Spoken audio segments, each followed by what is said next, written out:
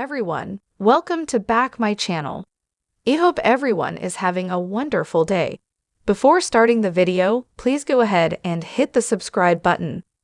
There's been a lot of talk these last few days on the young and the restless of Damien's mysterious business partner, Aristotle Dumas. Somehow, Damien went from a 16-year-old runaway with nothing to his name to an incredibly successful businessman running this man's companies. The problem is, no one seems to know anything about Aristotle. Victor's got Michael on the case, as there's not even so much as a photo to prove this man's existence.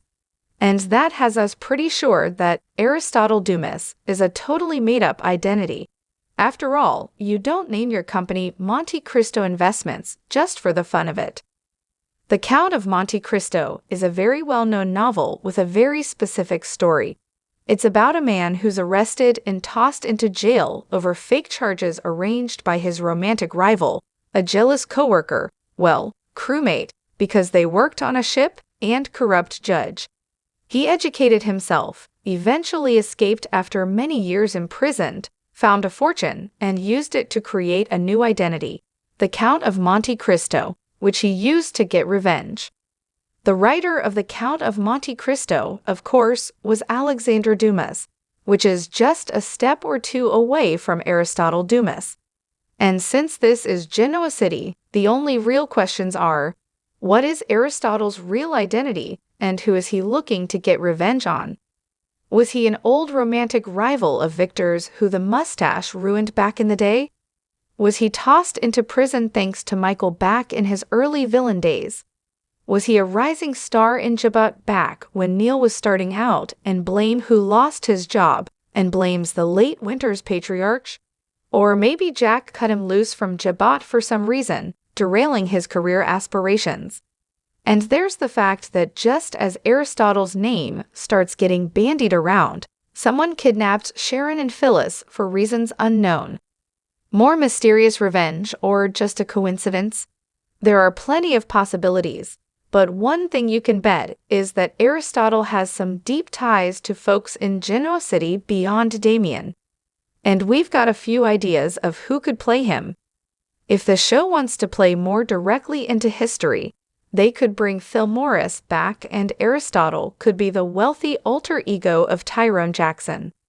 He went undercover back in the 80s to take down Genoa City mobster Joseph Anthony. And while undercover, Tyrone convinced Nate Hastings to turn on his mob boss, turn over a new leaf, and start a new life in Genoa City. The two even vied for Amy's heart before Nate ultimately won, and Tyrone left town forever. Or did he? Or if we want someone with a connection to Young and Restless, but who could play a new character, there's David Lee Russick who, about a quarter century ago, played Scene Bridges, Abott's web designer who nearly wooed Jill. Scene wouldn't have a lot of reason to return, but Russick, who also did stints on Another World and Guiding Light, could always bring a new character to Genoa City with a familiar face.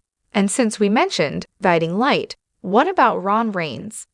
The show had a ton of success with Robert Newman until Ashland went off the rails. And Springfield's Alan Spaulding was a ruthless mogul who could be the perfect template if Aristotle isn't on the up and up. On the other hand, Peter Perrot's won acclaim for his nearly decade-long portrayal of Dr. Ben Harris on As the World Turns and did stints on Santa Barbara, One Life to Live, and even, in the 80s, Young and Restless. Not to mention countless soapy primetime roles like Tyler Perry's The Haves and The Have-Nots. We can't imagine someone who could play a better mentor to take Haven a young Damien under his wing. Hey, Aristotle doesn't have to have nefarious motives. What are your thoughts? Should the folks in Genoa City be wary of the mysterious Aristotle? Is it someone we may already know?